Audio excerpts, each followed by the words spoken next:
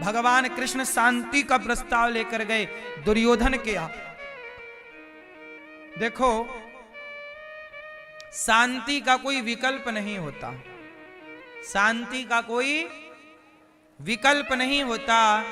कहते हैं शांति सबसे बड़ा धन है। और भगवान श्री कृष्ण कौन है? शांति दूत। क्या है भगवान? शांति का प्रस्ताव लेकर जा रहे हैं। कहां जा रहे हैं? वह दुर्योधन जो बड़ा दुष्ट है। ऐ दुर्योधन, पांडवों को 5 गांव दे दो। दुर्योधन बोला 5 गांव क्या कन्हैया, मैं सुई की नोक बराबर नहीं दूंगा। और दुर्योधन भगवान कृष्ण पर बरस पड़ा, अटैक कर दिया। सैनिकों बांध लो इसे, बंदी गृह में डाल दो। भगवान को बांधने चला। क्यों? क्योंकि दुर्योधन की बुद्धि भ्रष्ट हो गई है। क्यों?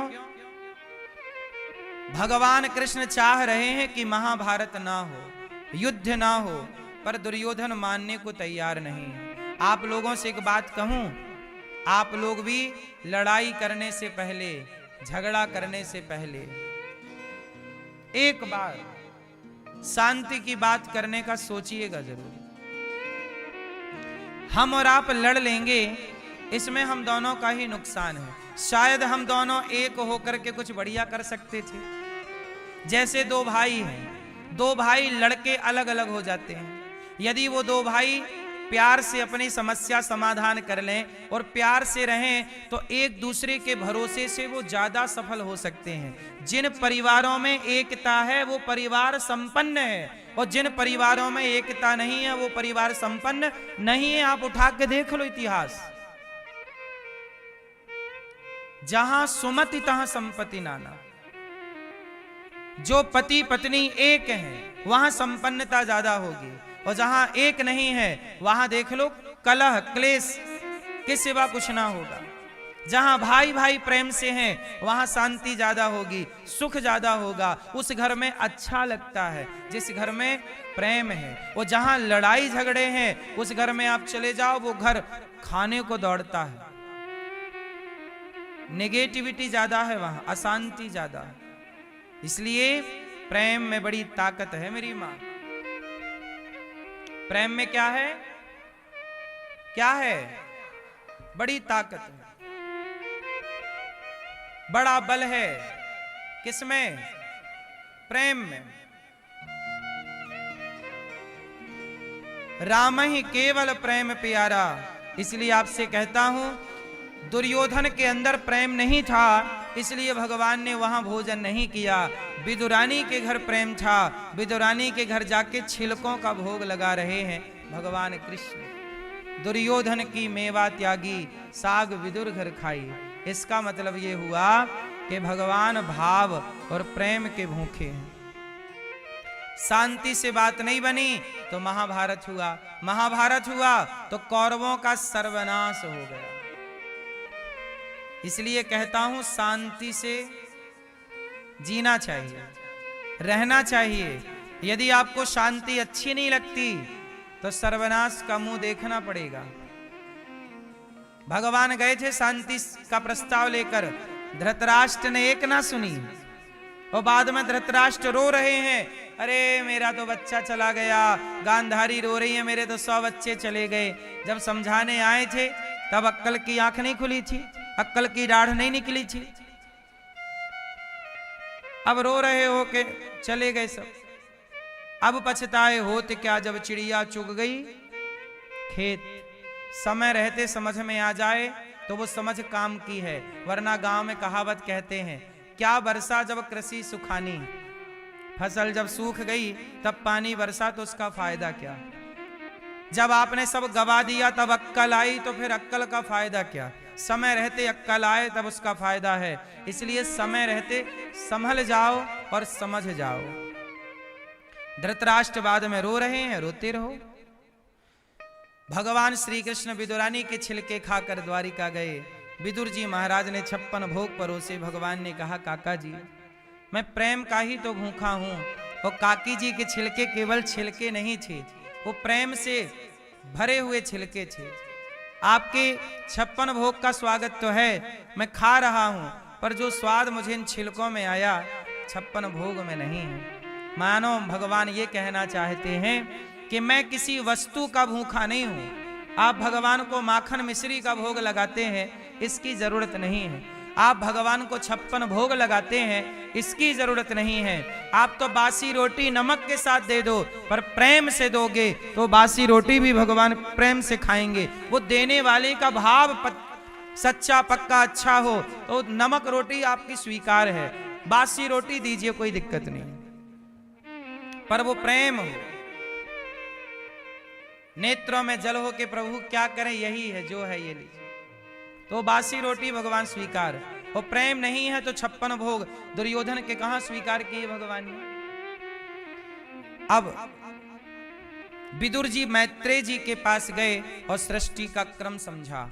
भगवान नारायण की नाभि से कमल निकला, कमल में ब्रह्मा जी उत्पन्न हुए। ब्रह्मा जी ने मनु शत्रुपा को प्रकट किया, सनकादियों इत्यादि ऋषियों को, फिर मनु शत्रुपा 12 भगवान प्रकट हुए और हिरण्याक्ष को मार के पृथ्वी की स्थापना की। बोलिए 12 भगवान की। और मनु शत्रुपा की 5 संतानें हुई, आकुति, देवहूति, प्रसूति, 3 बेटियां हुई मनु जी की। प्रियव्रत, उत्तानपाद 2 बेटे हुए मनु जी के। हम सब मनु की संतान है, इसलिए हमें मनुष्य कहते हैं। मनु जी की 3 बेटियां हुई। इस धरती पर पहले कौन आया? पुरुष आया कि स्त्री आई? इस धरती पर पहले किसका आगमन हुआ? स्त्री का। इसलिए हमारे सनातन में स्त्री का सम्मान पुरुष से ज्यादा है। आजकल कुछ लोग क्या कहते हैं कि स्त्री और पुरुष में बराबरी होनी चाहिए। क्या होनी चाहिए? अच्छा बताओ, स्त्री पुरुष बराबर है कि नहीं? जोर से हाँ या ना? मैया, स्त्री पुरुष बराबर हैं या नहीं? हाँ कि ना? स्त्री पुरुष में बराबरी है कि नहीं? नहीं? आप बताओ। मैया बताएंगी। वो मैया सो गई चश्मा वाली, सॉल वाली। हाँ, जगाओ, मैया सो रही हैं। मैया सुनो, पीछे वाली मैया बताओ, स्त्री पुरुष बराबर हैं या नहीं? बराबर हैं। कौन बड़ा है? आजकल कुछ मूर्ख लोग हैं जो ये कहने लग गए हैं कि स्त्री पुरुष बराबर है। स्त्री पुरुष कभी बराबर नहीं हो सकते। स्त्री हमेशा पुरुष से एक कदम आगे थी, आगे है, आगे रहेगी। जो आगे है उसे पीछे वाले के साथ क्यों खड़ा करना है? पुरुष से सदा स्त्री आगे है। आप देख लो ना। चलो बताओ, पहले माता है कि पिता? पहले कौन? पुत्र पर माता का ऋण ज्यादा है कि पिता का? शास्त्र भी कहते हैं कि पहला ऋण माता का, दूसरा ऋण पिता का, बाप दूसरे नंबर पे आता है। मां पहले पायदान में कौन खड़ा है? पहले मां खड़ी है, पहले स्त्री है। माता पिता, त्वमेव माता च पिता बाद में। मात पिता तुम मेरे, पहले कौन? मां। अच्छा, माता का योगदान भी बड़ा है। कहते हैं कि बाप का ऋण चुकाया जा सकता है, पर मां का ऋण नहीं चुकाया जा सकता। सन्यासी जब सन्यास लेता है तो पिता को प्रणाम नहीं करता। भारत में जब सन्यास लिया जाता है तो सन्यासी अपने बाप को प्रणाम नहीं करता सन्यास लेने के बाद, लेकिन सन्यास लेने के बाद भी वो अपनी माता को प्रणाम करता है।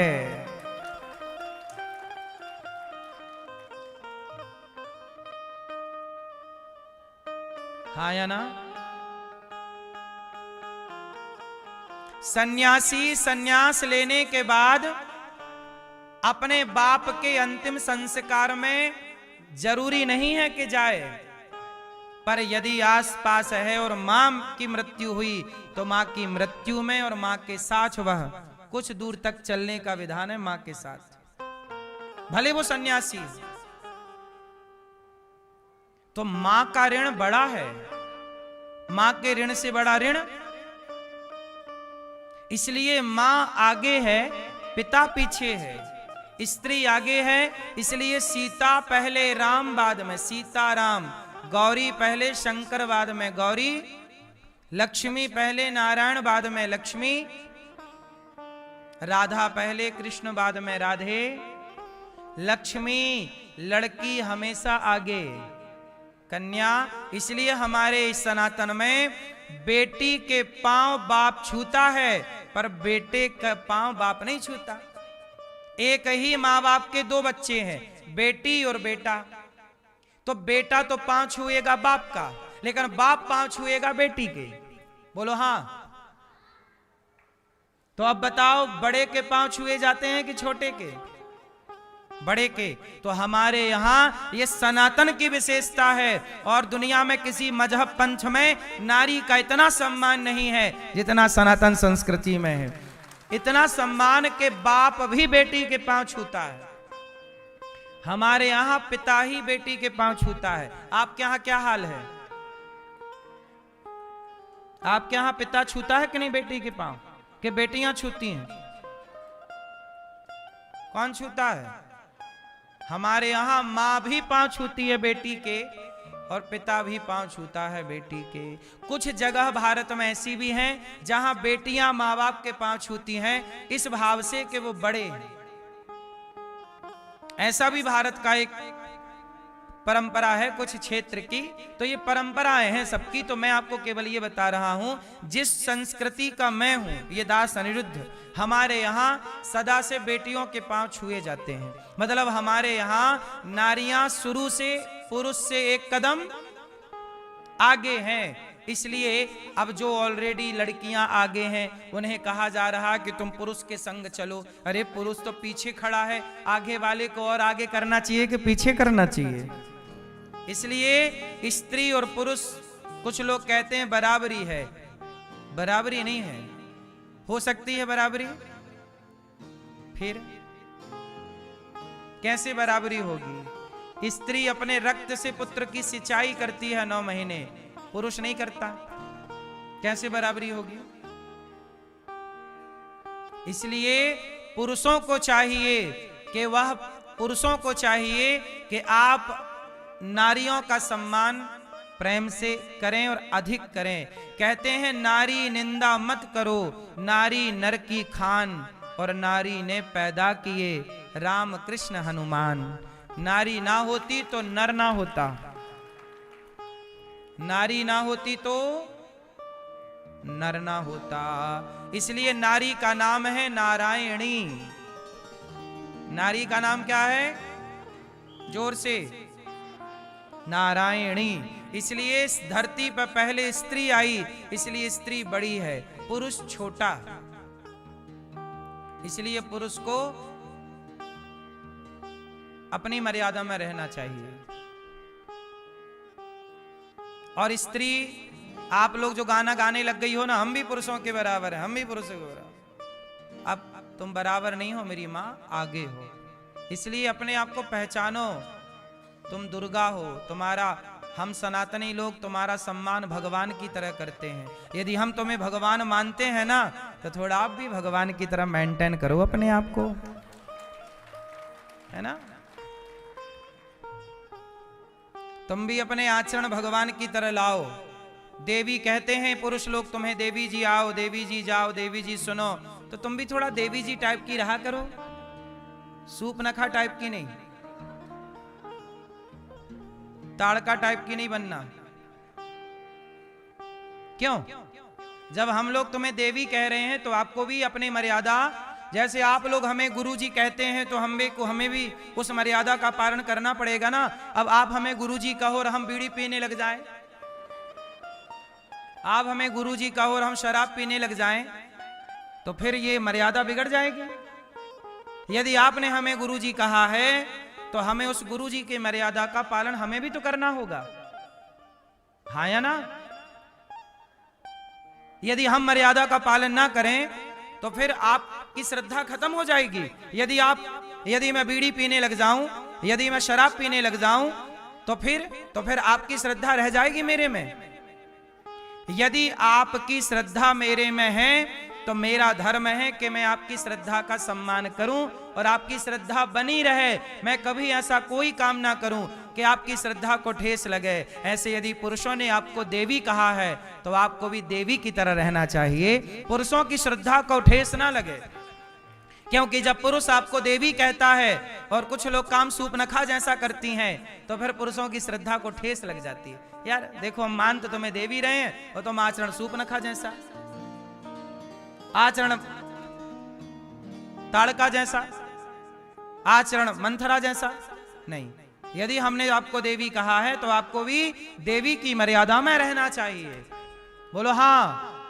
यदि आपने हमें गुरु कहा है तो हमें अपने उस मर्यादा में रहना चाहिए, हमें अपनी अपनी मर्यादाओं का निर्वहन करना चाहिए सारी जिंदगी। यदि आप किसी की पत्नी बनी हैं तो आपको पत्नी की मर्यादा का पालन करना चाहिए। आप पति बने हैं तो पति की मर्यादा का पालन करना चाहिए। आप पुत्र बने हैं, यदि ये दास अनिरुद्ध 300 माताओं का बेटा बना है, गौरी गोपाल आश्रम में 300 माएं हैं, वो माएं जिन माओं ने मुझे जन्म नहीं दिया, जिन माओं से मेरा कोई खून का रिश्ता, कोई रिश्ता नहीं है खून का, मैं उनको नहीं जानता था, वो मुझे नहीं जानती थी, लेकिन जब गौरी गोपाल में आकर उन माओं ने मुझे एक बार बेटा कहा तो मैं सदा के लिए उनका बेटा बनकर और वह कर्तव्य पूरा कर रहा हूं जो कि बेटे को करना चाहिए। मेरा रिश्ता नहीं है फिर भी मैं निभा रहा हूं। क्यों? क्योंकि उन्होंने मुझे बेटा कहा है और मैंने उन्हें मां कहा तो हो गया, अब मैं उस मर्यादा पर रहूंगा। ऐसा नहीं कि कहा कुछ किया कुछ नहीं जी, मैं दल बदलू वाली बात नहीं, जो कहा वो किया। यदि मैंने आपको बहन कह दिया एक बार तो मैं सारी जिंदगी आपको बहन के रिश्ते को निभाऊंगा। यदि मैंने आपको एक बार मां कह दिया तो मैं मरते दम तक आपको मां का उस रिश्ते को निभाऊंगा। यदि आपने ये दास अनिरुद्ध ने कुछ कह दिया तो मैं पूरा प्रयास करता हूं कि जो कहा है उस वचन को पूरा करूं। यदि मैंने आपसे कह दिया कि आपने यदि मुझे गुरु कहा है, अपना बेटा कहा है, अपना भाई का प्यार दिया है, आशीर्वाद दे करके इस व्यास गद्दी पर बिठाया है, तो मैं कभी ऐसा कोई काम नहीं करूंगा कि जिससे आपका सिर शर्म से झुक जाए।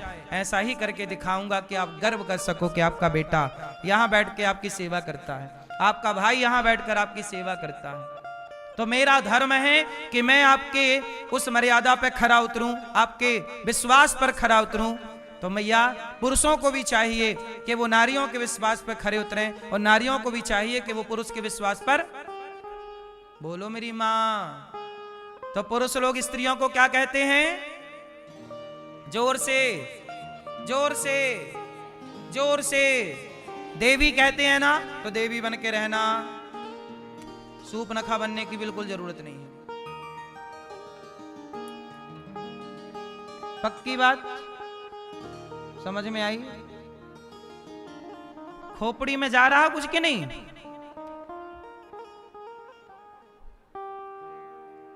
तो मनु जी महाराज की 3 बेटियां हैं, आकुति, देवहूति, प्रसूति। आकुति का विवाह रुचि प्रजापति से हुआ, देवहूति का विवाह करदम जी से हुआ और प्रसूति का विवाह दक्ष प्रजापति से हुआ। आकुति के यहाँ यज्ञ भगवान हुए, देवहूति के यहाँ कपिल भगवान हुए। कपिल भगवान जिन्होंने मां को सांख्य शास्त्र का उपदेश देकर कृतार्थ किया, सिद्धा नाम की नदी बनकर बह गई। कौन सा उपदेश किया था? सांख्य। ये सांख्य शास्त्र क्या है सुनो। मैंने पहले बताया कि सब में ईश्वर को देखना, जान लेना कि भगवान कण कण में है, ये ज्ञान है। लेकिन जान करके मान लेना कि कण कण में ईश्वर का दर्शन होने लग जाए, उस होने लग जाने के ज्ञान तक पहुंचाना, बोध तक पहुंचाने का नाम सांख्य शास्त्र है। यही सांख्य का उपदेश कपिल भगवान ने माता देवहूति को किया, तो उस ज्ञान का, उस प्रेम का इतना प्रभाव हुआ। जब सांख्य का ज्ञान हो जाएगा, आपको सांख्य का बोध हो जाएगा, तो आप पत्थर भी पानी हो जाएगा। अभिमान क्यों है? क्योंकि ज्ञान नहीं है। अभिमान क्यों है? क्योंकि ज्ञान नहीं है। जिसे ज्ञान हो जाएगा, वास्तविक ज्ञान, वो अभिमान किस बात का करेगा।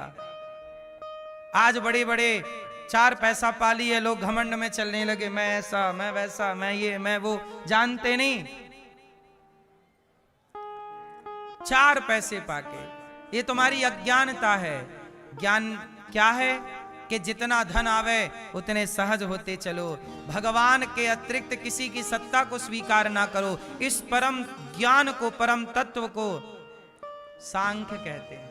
और मां सिद्धा नाम की नदी बनकर बह गई। कपिल देव जी ने आचमन किया, गंगा सागर चले गए। सांख्य में एक चीज और कपिल देव जी ने समझाई, तितिक्षवः कारुणिकाः सुहृदः सर्वदेहिनां अजात शत्रवः शांता साधवः साधुभूषणः। तितिक्षवा, सहनशील बनना, हृदय में करुणा हो, सुहृदः सर्वदेहिनां, सबसे प्रेम हो, अजात शत्रवः, कोई शत्रु ना हो, आप किसी को शत्रु ना मानो, शांता, शांत रहो, यही साधुओं के लक्षण है।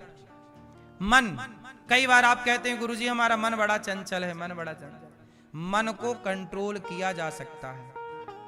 कैसे किया जा सकता है? प्रैक्टिस। प्रैक्टिस करने से, अभ्यासेन तो कौन्तेय वैराग्येण च गृह्यते। अभ्यास करने से मन को कंट्रोल किया जा सकता है। प्रैक्टिस, अभ्यास। अच्छा एक बात बताओ, आप लोग भगवान का नाम कैसे जपते हैं?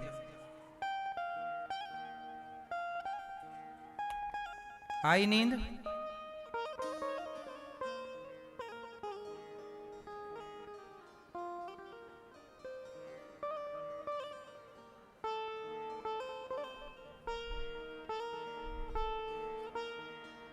सुनो मैया, आप लोग भगवान का नाम कैसे जपते हैं? सही तरीका क्या है नाम जप का? आप कैसे जपती हो मैया? कैसे जपते हैं? आप लोग माला से जपते हो ना? श्रीमन्नारायण श्रीमन्नारायण श्रीमन्नारायण। कैसे जपते? ऐसे बोल बोल के कि मौन रह के? हैं मौन? तो मौन रहते हैं, तो मौन रहते समय क्या सोचते हैं? जाप 2 तरह का है, एक बहिर्मुखी, एक अंतर्मुखी। एक ऐसा जाप होता है श्रीमन्नारायण श्री बोल बोल के, राधा राधा कृष्ण कृष्ण नारायण नारायण सीताराम सीताराम सीताराम सीताराम सीताराम राधे कृष्ण, ऐसे बोल बोल के। एक ये जाप होता है बोल बोल के। तो जो बोल बोल के जाप हो रहा है, इस जाप में मन के भटकने की संभावनाएं ज्यादा हैं। जैसे आप बोल रहे हैं श्रीमन्नारायण श्रीमन्नारायण, पर देख रहे हैं सिर्फ श्रीमन्नारायण श्रीमन्नारायण श्रीमन्नारायण श्रीमन्नारायण। बिल्ली दूध पी रही है श्रीमन्नारायण श्रीमन्नारायण, कुत्ता रोटी लेके भागा जा रहा है श्रीमन्नारायण श्रीमन्नारायण श्रीमन्नारायण। तो यहां जब जाप चल रहा है तो ध्यान बाहर है। ध्यान, मन कहां है? बाहर है, बाहर के क्रियाकलापों में लगा हुआ है। मन में भटकाव है, उस समय भी भटकाव है जब आप भगवान का नाम जप रहे हैं।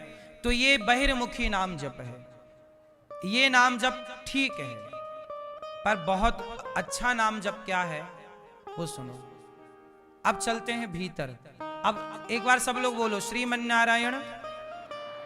अब चुप रहिएगा, अपने मुंह को बंद रखिए। अब बोलो, बोलो श्रीमन्नारायण। मुंह बंद रखो, दोनों हाथों को पकड़ लो। अब अंदर बोलो श्रीमन्नारायण। कोई ना सुने, केवल आप सुनेंगे। बोलो हे श्रीमन्नारायण श्रीमन्नारायण। अंदर चलता रहे श्रीमन्नारायण श्रीमन्नारायण। और जाप करते हुए ध्यान भाव ऐसा बनाइए कि आप बैकुंठ। आंख बंद कर लो जरा सब लोग, आंखें बंद करो सब लोग। सीधे बैठ जाओ, रीढ़ की हड्डी सीधी करो सब लोग, पालथी मार के बैठो। सब लोग आंखें बंद करो और जैसा जैसा मैं कहूं वैसा वैसा करो। इमेजिन करो, चलो सब लोग ऐसा भाव बनाओ कि हम बैकुंठ जा रहे हैं। बैकुंठ में जैसे भगवान नारायण लेटे हैं ना, और लक्ष्मी जी पांव दबा रही हैं, एक पांव लक्ष्मी जी दबा रही हैं, दूसरा पांव आप पकड़ लो और भाव ऐसा बनाओ हम भी बैकुंठ में भगवान के चरण दबा रहे हैं और जाप चलता रहे, श्रीमन्नारायण श्रीमन्नारायण। अंदर चल रहा है जाप, श्रीमन्नारायण।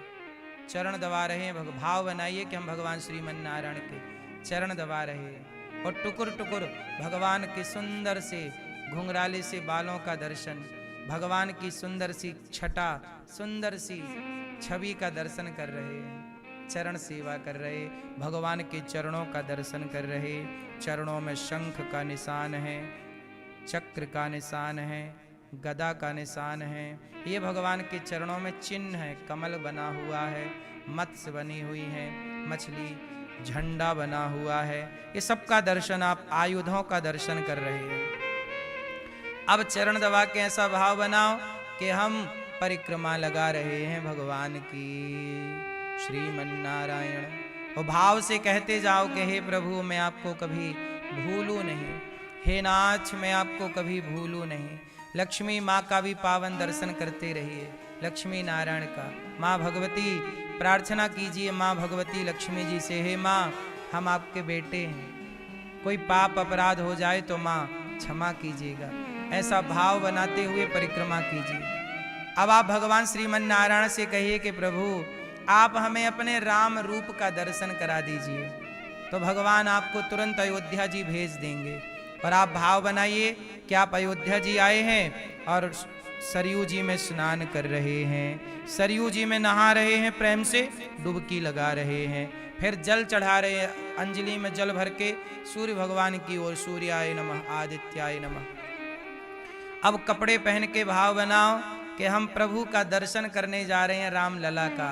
और राम लला के दर्शन करने पहुंचे, राम जी विराजे हैं सिंहासन पर, बगल में माता जानकी सीता जी विराजी हैं, राम जी राजा हैं, सिया जी रानी। और जो लक्ष्मी नारायण को बैकुंठ में देखा वही लक्ष्मी नारायण अब हमारे राम लला के रूप में, राम सीता के रूप में प्रकट हैं। और अयोध्या जी में दर्शन करो। अब आप राम जी से कहो हे प्रभु आप अपने कृष्ण अवतार का जरा हमें दर्शन कराओ। तो आपको राम जी ने वृंदावन भेज दिया। अब वृंदावन आओ, भाव बनाओ कि हम यमुना जी स्नान कर रहे हैं, यमुना जी स्नान करके जल चढ़ा रहे सूर्याय नमः, सूर्य भगवान को। फिर भाव से कपड़े पहन करके अब प्रेम से आप बिहारी जी का दर्शन करने जा रहे हैं। भगवान श्री कृष्ण का दर्शन, बिहारी जी छोटे से बाल रूप में बिहारी जी हैं, बिहारी जी की सुंदर सी आंखें, उनके गले में सुंदर सी वैजंती की माला, माथे पर मुकुट लगा हुआ है, मोर पंख सजा है, सुंदर से कन्हैया के बगल में श्री प्यारी सी राधा रानी विराजी हैं। और आप वही लक्ष्मी नारायण जो बैकुंठ में लक्ष्मी नारायण, जो अयोध्या में सीताराम, वही वृंदावन में राधे कृष्ण बन करके मेरे राघव, मेरे श्रीमन्नारायण, मेरे श्याम सुंदर बन के, मेरे कृष्ण बन करके विराजे हैं। चरणों में बारंबार प्रणाम कीजिए, कोटि कोटि प्रणाम कीजिए, कहिए कि हे नाथ मैं आपको कभी भूलूं नहीं। अब आप भगवान से प्रार्थना करो, सब लोग हाथ जोड़ो और मेरे संग बोलो, बोलो हे नाथ, हे श्रीमन्नारायण, हे श्याम सुंदर, हम पापी हैं, अधम हैं, नीच हैं, दुष्ट हैं, हे नाथ हम जैसे हैं आपके हैं। हे प्रभु हमारे अपराधों को क्षमा कीजिए, हमें अपनी भक्ति प्रदान कीजिए। हे नाथ हमारा आपके सिवा कोई नहीं, हे नाथ मैं आपको कभी भूलूं नहीं। ऐसी प्रार्थना करो और अंदर जाप चलता रहे, श्रीमन्नारायण श्रीमन्नारायण श्रीमन्नारायण श्रीमन्नारायण श्रीमन्नारायण श्रीमन्नारायण चिंतन करते हुए अब आप लोग अपनी आंखें खोल लीजिए। इसे कहते हैं ध्यान, जहां आप भगवान के साथ हैं। इसे क्या कहते हैं मेरी मां? ध्यान। इस ध्यान में क्या हुआ, आपका मन भटका क्या? यदि ठीक ठीक आपने फॉलो किया है मेरी बात को तो आपका मन तनिक भी ना भटकेगा। क्यों नहीं भटका मन? क्योंकि उस समय आपका मन ही काम कर रहा था। जब आप तन से काम करते हो तो मन खाली रहता है, जब तन से भक्ति करते हो तो तन से भक्ति जब होती है तो मन खाली होके भटकता है, और जब मन से भगवान का चिंतन होता है तो मन ही भगवान में लग गया तो भटकेगा कौन? तो ये जो था ये मन का ही भजन था, ये मन से है। तो एक बहिर्मुखी एक अंतर्मुखी। तो नाम जप कैसा होना चाहिए? जैसे दिल भीतर से धड़कता रहता है किसी को बताए बिना। जैसे हम आपसे बात करते हैं ना तो भी हमारी सांसें चल रही हैं। सांसें क्या कभी रुकती हैं? जैसे सांसें अखंड चल रही हैं ऐसे भगवान का नाम भी भीतर अखंड होना चाहिए। ऐसा अभ्यास हो नाम जप का, काम करते हुए नाम जप चलता रहे प्रेम से। नाम जप में कोई कंजूसी कोई कमी कुछ ना हो। समझ में आई बात? हाँ या ना?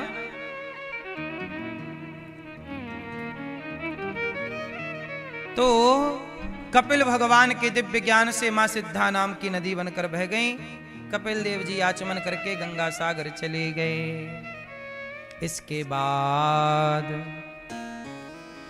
इसके बाद मनु जी महाराज की तीसरी बेटी की चर्चा आती है। आकुति देवहूति प्रसूति। प्रसूति मां का विवाह दक्ष से हुआ, दक्ष प्रजापति से। दक्ष की सबसे छोटी पुत्री का नाम है माता सती, और सती का विवाह भगवान शिव से हुआ। सती का विवाह किनसे हुआ? भगवान शंकर। भगवान शंकर का विवाह सती मां से हुआ। और माता सती शंकर जी के संग प्रेम से रहती हैं। एक दिन क्या हुआ, शंकर जी बोले देवी चलें कथा सुनने? चलो। अच्छा, शंकर जी जहां जाते हैं ना संग संग जाते हैं पत्नी के साथ।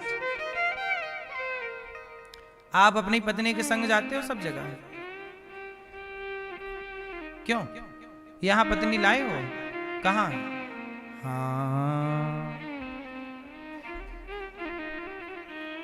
शंकर जी ये कहां चले पत्नी लेने? हाँ, पत्नी नहीं लाए तो ले आऊं।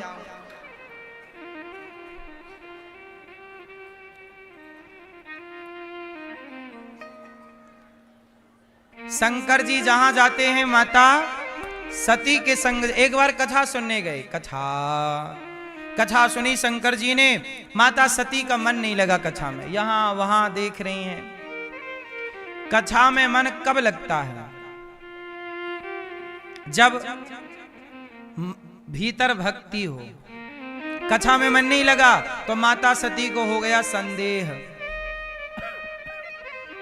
अब जब राम जी खोज रहे थे माता सीता को तो राम जी को प्रणाम शंकर जी ने किया, जय हो प्रभु आपकी। माता सती बोली कौन है ये? शंकर जी बोले ये भगवान राम है, नारायण राम बन के आए हैं। माता सती बोली ये भगवान नहीं हो सकते। क्यों? बोले इन्हें तो अपनी पत्नी का पता नहीं, ये कैसे भगवान होंगे? जो खुद की पत्नी का पता नहीं लगा सकता तो भगवान कैसे होगा? शंकर जी बोले ये लीला कर रहे हैं, जान सब रहे हैं, लीला है।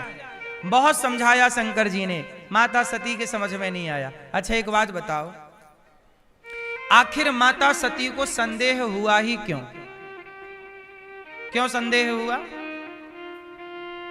मैया, पीछे वाली मैया, लाल मैया, माता सती को संदेह क्यों हुआ राम जी पर? अच्छा, राम कौन है? जोर से, जोर से। भगवान। और लक्ष्मण जी कौन है? कौन? लक्ष्मण जी हैं। राम भगवान हैं, लक्ष्मण जी त्याग हैं। त्याग दिया ना सब कुछ, त्याग का स्वरूप हैं। अच्छा, सीता मां कौन है? सीता जी भक्ति हैं। राम भगवान है पर सीता जी भक्ति हैं। अच्छा, सीता के बिना देखा माता सती ने, तो सीता कौन है? भक्ति। और सती मां ने राम को देखा पर सीता मां को, क्योंकि सीता मां तो रावण चुरा के ले गया। तो भक्ति के बिना जब भगवान को देखा जाएगा तो वो माता सती ही क्यों ना हो, संदेह तो पैदा होगा। माता सती ने राम को किसके बिना देखा? किसके बिना? सीता के बिना। और सीता मां कौन है? भक्ति। भक्ति के बिना जो देखेगा, इसलिए जो भक्ति के बिना देखेगा संदेह होगा। इसलिए कहता हूं कि भगवान को तब देखो जब भक्ति आ जाए, क्योंकि बिना भक्ति के भगवान को पहचाना नहीं जा सकता। आजकल भक्ति लोगों में होती नहीं है और वो भगवान को देखते हैं और क्या बोलते हैं, अरे भगवान भगवान कुछ नहीं होता।